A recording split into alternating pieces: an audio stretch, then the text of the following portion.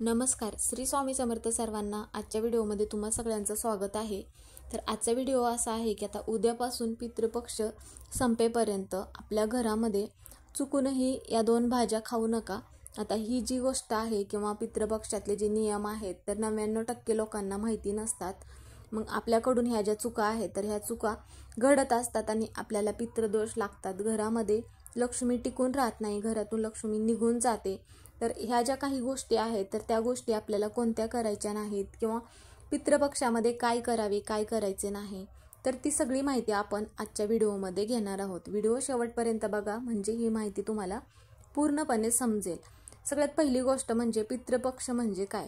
तर आता भाद्रपद महिन्यातला जो कृष्ण पक्ष असतो तर आपल्या घरातील आपले जे पूर्वज असतात, जे मृत्यू झालेले असतात तर त्यांच्या तिथीच्या दिवशी मग आपण त्यांचे श्राद्ध घालत असतो असे त्याला म्हणतात. तर मग आता त्यांचे श्राद्ध पितृपक्षातील त्याच तिथीच्या दिवशी करत असतात. यामुळे मग आपल्या पूर्वजांचे स्मरण केले जाते. तर या पितृपक्षामध्ये आपले पूर्वज जे आहेत तर ते आपल्या घरी येत असतात. म्हणून मग हा जो पितृ पंधरवाडा असतो तर यामध्ये आपल्या पितरांची सेवा स्मरण करण्याला हा पंधरवाडा योग्य मानला जातो. तर मग म्हणून आपल्याला हा जो पितृ पंधरवाडा आहे तर तो कधीपासून चालू होणार आहे तर अनंत चतुर्दशी झाल्या दुसऱ्या दिवशी म्हणजेच की रविवारच्या दिवशी पौर्णिमा आहे. पौर्णिमा झाल्यानंतर 8 सप्टेंबरपासून हा पितृ पंधरवाडा चालू होणार आहे आणि तो 21 सप्टेंबरला म्हणजेच की 21 सप्टेंबरला अमावस्या आहे. तर अमावस्या झाला की मग हा पितृ पंधरवाडा संपणार आहे. तर मग पितृपक्षाला जास्त महत्त्व दिले जाते कारण की पितृपक्षामध्ये एकूण आपल्याकडे 15 दिवस आपल्याकडे जेवणासाठी आपले पितर येतात. म्हणून मग या काळामध्ये श्राद्ध घालतात, तर्पण केले जाते आपल्या पितरांचे. पितृपक्ष संपेपर्यंत आपल्या घरामध्ये आपण कोणत्या भाज्या बनवल्या नाही पाहिजे किंवा कोणत्या भाज्या आपण खाल्ल्या नाही पाहिजे. तर कारण की काय होतं की आपण जर ह्या भाज्या खाल्ल्या तर आपल्याला पितृदोष लागतो किंवा मग पितृपक्षामध्ये आपण काय करायचे आहे किंवा काय करायचे नाही तर ती सगळी माहिती आपण आत्ता घेणार आहोत. तर मग अनंत चतुर्दशीच्या नंतर गणपती बाप्पाचे विसर्जन होते. म्हणजे अनंत चतुर्दशीच्या दिवशी. त्यानंतर मग 8 सप्टेंबरपासून मग आपल्याकडे काय होतं की पितृपक्षाचा जो पंधरवाडा आहे तर तो चालू होणार आहे. आता पितृपक्षामध्ये जे जे आपल्या पूर्वजांचे श्राद्ध तर्पण करत असतात तर ही जी वेळ आहे तर ती वेळ कोणती असते तर कोणत्या वेळेमध्ये आपण आपल्या पूर्वजांचे तर्पण म्हणा किंवा श्राद्ध करायचे असते तर सकाळी 11:30 ते 12:30 या वेळेमध्ये पंचांगानुसार सांगितल्याप्रमाणे आपल्या पितरांचे श्राद्ध केले जाते. तर याच वेळेमध्ये पितरांचे तर्पण पण करायचे आहे. आपले पूर्वज आपल्यावरती तृप्त होऊन आशीर्वाद द्यावा आपल्याला. त्यासाठी मग काय करायचं आहे, सर्वप्रथम जर पहिली गोष्ट म्हणजे की पुरुष आणि महिला असतील तर मग त्यावेळेस काय करायचं आहे, पितृपक्षामध्ये केस कापणे पूर्णपणे वर्ज्य असते. तर मग आता पुरुषांनी मग दाढी करणे हे पण पूर्णपणे वर्ज्य मानले जाते. तसेच मग पितरांबद्दल वाईट बोलायचे नसते कारण की पितृपक्षामध्ये आपले जे पूर्वज आहेत तर सूक्ष्मजीवामध्ये आपल्या घरापर्यंत येत असतात. कोणत्या रूपामध्ये आपले पूर्वज आपल्या घरापर्यंत येत असतात हे आपल्याला पण समजत नाही. त्यामुळे मग त्यांच्याबद्दल चुकूनही आपण वाईट बोलले नाही पाहिजे. कारण की बऱ्याच वेळा काय होते की आपल्या लक्षात राहत नाही आणि आपल्याकडून ज्यावेळेस ती जशी परिस्थिती असेल त्या परिस्थितीमध्ये ज्या काही गोष्टी घडल्या असतील त्याबद्दल मग त्या दिवशी आपल्याकडून ज्यावेळेस आपल्या पूर्वजांचे श्राद्ध आपण घालत असतो तर त्यावेळेस त्या व्यक्तीबद्दल आपण कळत न कळत मग काही वाईट बोलत असतो. तर चुकूनही आपल्याला वाईट बोलायचे नाही. तर पितर मग क्रोधित होतात जर आपण वाईट बोललं असेल आपल्या पितरांबद्दल आणि मग पितर जर आपले क्रोधित झाले तर आपल्या घराला मग दोष लागतात. त्या पितरांच्या नैवेद्यामध्ये मग आपल्याला सगळ्यात महत्त्वाची गोष्ट म्हणजे कांदा आणि लसूण हे चुकूनही वापरायचं नाही. कारण की कांदा आणि लसूण हे तामसिक पदार्थामध्ये मोडतो. म्हणून हे न वापरता आपण जो नैवेद्य बनवायचा आहे तर तो पूर्णपणे कांदा आणि लसूण वर्ज्य करायचा आहे आपल्याला.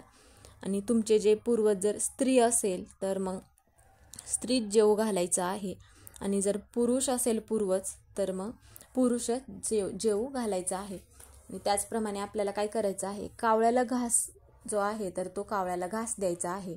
अशा काही भाज्या आहेत की ज्या आपण म्हणा किंवा आपल्या घरातील इतर महिलांना पण माहिती नसतात की त्या पितृपक्षामध्ये त्या ज्या भाज्या आहेत तर त्या भाज्या खाल्ल्या जात नाहीत. तर त्यामध्ये सगळ्यात पहिली भाजी म्हणजे कोबीची भाजी. तर आता ही भाजी खाल्ली जात नाही कोबीची. जर ही भाजी आपण खाल्ली तर अनेक मग आपल्याला दुष्परिणाम भोगावे लागत असतात. म्हणून मग पितृपक्षामध्ये चुकूनही आपल्याला कोबीची भाजी घरी बनवायची नाही. तर आता त्यानंतरची दुसरी भाजी आहे तर ते म्हणजे दुधी भोपळा. आता दुधी भोपळा जो आहे तर घरामध्ये जोपर्यंत पितृपक्ष संपत नाही तोपर्यंत पूर्णपणे वर्ज्य करायचा आहे. तर ह्या ज्या 2 भाज्या आहेत तर ह्या भाज्या चुकूनही खायच्या नाही. त्याचप्रमाणे कडधान्यामध्ये आपल्याला मसुराची डाळ जी आहे तर ही डाळ तामसिक पदार्थामध्ये मोडत असते. ज्याप्रमाणे आपण कांदा लसूण तामसिक पदार्थामध्ये मोडतो त्याचप्रमाणे मग मसुरीची डाळ पण तामसिक पदार्थामध्ये मोडत असते. त्याचप्रमाणे मग काळे हरभरे हे पण खाल्ले जात नाहीत. तर आपल्या पूर्वजांची तिथी जी असेल तेव्हाच मग आपल्याला जेवण करत असतो. म्हणजेच की आपण ज्यावेळेस घरामध्ये आपल्या पूर्वजांची तिथी असेल त्या दिवशी जर आपण त्यांच्यासाठी नैवेद्य बनवत असेल तर तेव्हा मग आपल्या मनामध्ये पण सकारात्मक विचार असले पाहिजे. म्हणजेच की मनात विचार आपल्या चांगले असले पाहिजे. मनात जर वाईट विचार ठेवून आपण अन्न बनवले तर अन्नदान करण्याचे आपल्याला जे पुण्य आहे तर ते मिळत नाही. म्हणून मग पितृपक्षामध्ये आपल्याला ह्या गोष्टीची पण काळजी घ्यायची आहे. त्याचप्रमाणे काय करायचं आहे, पितृपक्षामध्ये दररोज आपल्याला संध्याकाळी पिंपळाच्या झाडाखाली दिवा लावायचा आहे. कारण की पिंपळाच्या झाडाखाली पूर्वज जे आहे तर ते वास करतात असे म्हटले जाते. जेव्हा आपण पिंपळाच्या वृक्षाखाली दिवा लावणार आहोत तर ते काही जे पुण्य आपल्याला मिळते. तर मग म्हणून आपल्याला दररोज पिंपळाच्या वृक्षाखाली जल पण अर्पण करायचं आहे आणि त्याचप्रमाणे मग दिवा पण लावायचा आहे. आता जल अर्पण करताना आपल्याला एका गोष्टीची काळजी घ्यायची आहे. म्हणजे एक गोष्ट आपल्याला लक्षात घ्यायची आहे तर ती म्हणजे पिंपळाच्या झाडाला आपल्याला चुकूनही स्पर्श करायचा नाही. आपले जे पूर्वज आहेत तर ते कोणत्या ना कोणत्या रूपामध्ये पूर्वज येतात. म्हणून मग आपल्याला काय करायचं आहे, गाय म्हणा किंवा कावळा कुत्रा असेल म्हणून कावळ्याला दहीभात ठेवायचा आहे. तर ह्या ज्या गोष्टी आहेत तर ह्या गोष्टी आपल्याला पितृपक्षामध्ये आवर्जून करायचं आहे. आता ज्यावेळेस आपण कावळ्याला दहीभात ठेवताना त्यावरती मग आपल्याला काय करायचं आहे, काळे तीळ टाकून मग आपल्याला दहीभात ठेवायचा आहे. त्याचबरोबर तुम्ही चपाती कुत्र्याला आणि गाईला पण खाऊ घालू शकता. नंतर मग काय करायचं आहे, आपल्या पूर्वजांची तिथी जी असेल त्या दिवशी मग गाईला खीर आणि चपाती खाऊ घालायचं आहे. म्हणजेच की आपले जे पितृदोष आहेत तर ते पितृदोष दूर होतात. तर पितृपक्षामध्ये पुण्य मिळावे म्हणून हे जे उपाय आहेत, ह्या ज्या सेवा आहेत तर त्या सेवा करावे. त्याचप्रमाणे आपल्याला दररोज दिवा प्रज्वलित करायचा आहे. तर हा जो दिवा आहे तर आपल्या घराचा जो मुख्य उंबरठा आहे तर उंबरठ्याच्या बाहेर आपल्याला दक्षिण दिशेला हा दिवा संध्याकाळच्या वेळेस लावायचा आहे. आता जर दरवाजा बाहेर आपल्याला हा जर दिवा लावण्यास जमत नसेल तर घरामध्ये तुम्ही देवघराजवळ पण हा दिवा लावू शकता. पण दिवा लावत असताना दक्षिण दिशेला तोंड करूनच दिवा लावायचा आहे. यामुळे आपले पूर्वज तृप्त होऊन आपल्याला त्यांचा चांगला आशीर्वाद प्राप्त होतो. तर मग आजचा व्हिडिओ हा इथेच संपला. व्हिडिओ आवडला तर व्हिडिओला लाईक करा, चॅनलवर नवीन असेल तर सबस्क्राईब करा. कमेंटमध्ये ओम पितृदेवताय नमः हे लिहायला विसरू नका. व्हिडिओ पूर्ण बघितल्याबद्दल धन्यवाद.